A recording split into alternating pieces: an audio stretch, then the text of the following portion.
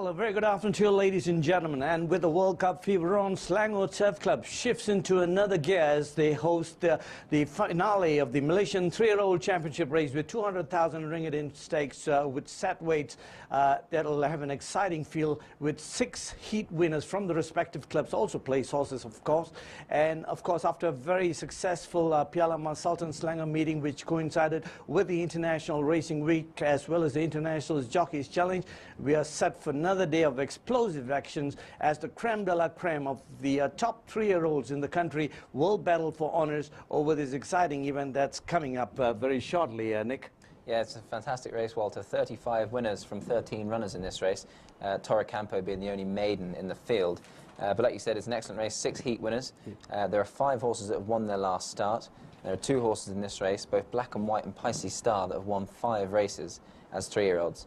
And Triple One the Best has had 20 starts. So, you know, there's plenty of good 3-year-olds in this race, and it's going to be an exciting race and an excellent lineup as well. Well, truly, it's definitely an exciting lineup because the heat winners, especially those that have come out of KL, smart people, and of course you have Silver Dollar. Silver Dollar, you must realize it has run in good company back in Singapore, running 6 to Warfare over the mile and over the 1400 meters. I see him as a likely side in this race. Absolutely, yeah. I've actually gone for Silver Dollar in this race. Frank Maynard has a very good hand in this race. He runs 3, Silver Dollar, Smart People and Hot Aristocrat, the stable companion to Silver Dollar. Silver Dollar as well was behind Emperor Max as well in Singapore, as well as Warfare on 2 occasions. I think he's the classiest horse in the race personally, and his trainer in the week told me he will stay the 1400 meters no problem.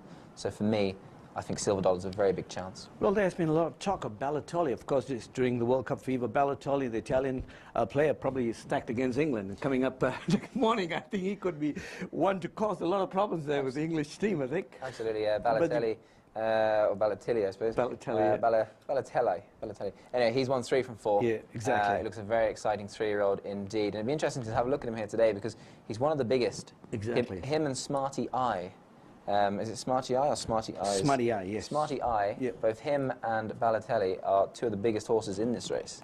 But the only fact that he goes over the 1400 meters, but nevertheless, he has this temperament. But I think if he overcomes the temperament, he could give them a run for their money. Absolutely, yeah. Look, and he's won on heavy ground as well as yielding. And today, I think the ground's going to be a little bit livelier for him. But it'd be interesting to see what happens. Like I say, it's a fantastic race. Plenty of good 3-year-olds. And I think the best 3-year-old on the day will win this race this afternoon. Let's have a look at some of the clips that'll be shown with some of the runners in today's 3-year-old championship.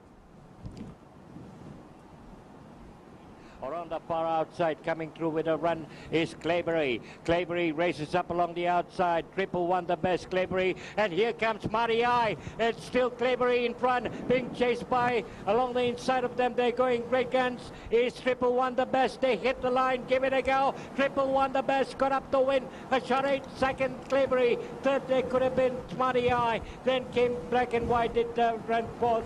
Then followed by Hot Aristocrat. And behind him, they in the last 2 place to finish Lee's Melody, and in last place they True Heritage.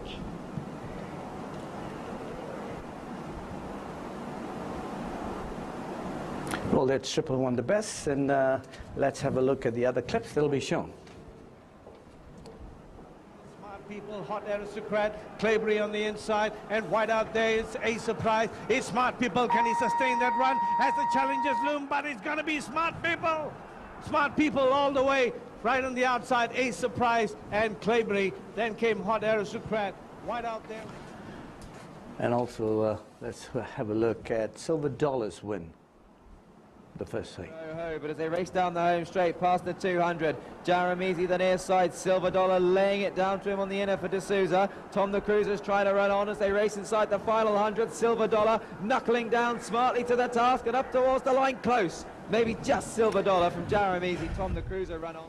Well, that's left to be seen in race 6. Pretty interesting race, isn't it? It's a very interesting race. And Walter, there's one horse in here now that I think could surprise. Do you know which one he is? Claybury. Claybury indeed, yeah, absolutely. You read my mind. Yeah. Claybury is a winner over 1600 metres, yeah, exactly. placed over 1800 metres, and I could just see this field going pretty hard today. Yeah. And if they do, this guy will be staying on. So you've heard it here first on the opening. Claybury will be staying into a place. Yeah, it's good. I hope Dr. John Lim, the committee member at the Perak Turf Club, that he owns his horse, and probably hope he gets it on. Right. Very best of luck to him. Well, California Cat, Nick, looks to be a stand out once again, despite the fact he has been given some weight to carry, 58 kilos on his back. He is indeed, but I think Ghost Street is going to give him the most to think about. Right. California Cat was a very impressive winner only 6 days ago for Frank Maynard and Jose de Souza. Jose de Souza keeps the ride on him this afternoon, and I think he will win. But I do think that Ghost Street will give him a little bit to think about. But even with the weight, he's a nice, big, strong horse, and I know Frank thinks the world of him, so I think California Cat again can win, albeit only 6 days on. Yeah, Frank expressed his confidence earlier on the week. Nevertheless, and the other horse that I would like to see is Ghost Emperor. I thought he was pretty impressive, despite the fact he was on the heavy side. Absolutely, yeah. Ghost Emperor looks a very nice horse indeed. I spoke to his purchaser, actually, Greg Zara, a good pal of Johnny Lim's, and he bought this horse, and he thinks the world of him, as well as Johnny Lim. And he was a good winner last time, and he's got a great draw this afternoon in 1 over the 1,200 metres, and he's got HS Gill on board, taking over from Azahar this afternoon. So Ghost Emperor, I think, is another one with a very big chance in one of our Metro C races. He did mention to me that they didn't expect him to win, but the fact that that showed up the potential of the horse, and I think he's one to follow. Definitely. I think so, yeah. He's a horse that probably wants a little bit further as well. So I think in time he's going to get beyond 1,200 metres. So it's going to be an interesting time keeping tabs on Ghost Emperor, seeing how he progresses. Let's talk about the Belmont Stakes. California Chrome was unable to achieve its Triple Crown status, so that keeps a firm way back 37 years, and it's really a long wait for the next Triple Crown winner. It is indeed, yeah. 1978 was the last time it was achieved. And it's interesting, actually, looking at the stats, 0 from 12 winners of the Kentucky Derby and the Preakness have failed to win the Belmont. So the record is not very good for Derby and Preakness winners. So the last 12 that have achieved that have not been able to achieve victory in the Belmont. But look, he's a decent horse. It's a great story, and I'm sure he's going to win plenty more races. But sadly, no Triple Crown this year. Yeah, exactly. A Anomalist coming out of the way and to get the better on. But unfortunately, he really ran down the field. California Cat, in fact, California Chrome, came into a lot of criticisms from the public because they virtually went on him. He was the most heavily backed in the U.S. ever. Really? It's incredible, isn't it, how they latch onto one horse. But, you know, at the end of the day, it's a horse race, and perhaps he probably didn't stay that far. So, you know, he'll be back and he'll win more. But, I mean, the owners and connections have had a great time with him so far, and, you know, he's done wonders, and he's been a great horse for them, and come from humble beginnings, you know. Exactly, so, yeah. It's a fantastic. good fairy great tale. story. Yeah, definitely. Always, yeah. The Investec Epsom Derby, Australia. That's right. Australia wins the Derby in England. He's a very good horse. Look, he's by Galileo out of Ouija board, so he's by a Derby winner, out of an Oaks winner. He's bred in the purple. He's trained by a master of his profession, Aidan O'Brien, who's what a marvellous setting a new record there with his 3rd Derby winner in a row. It was Joseph O'Brien's 2nd after Camelot, and no, he's a very exciting horse indeed. And you know, what a good horse he is. You know, he's bred to win a Derby, so he was entitled to win it. And Tagruda won the Oaks for John Gosden, and she gave Paul Hannigan his first classic winner. So that was very good. Well, that's for the international segment. Well, Top Flight Racing coming up, Nicholas, and once again, I hope we pick the right winners. We are still on a competitive mood. We are just to a side of each other. That's right. And we have 2 more meetings left to go in our tipster. So let's see. It's all good, very close. Yeah, good competition, healthy. Nevertheless, Nick, you're coming up for the first 4 for the day. That's right. Well, I hope it's really dry conditions at the moment. No sign of any rain.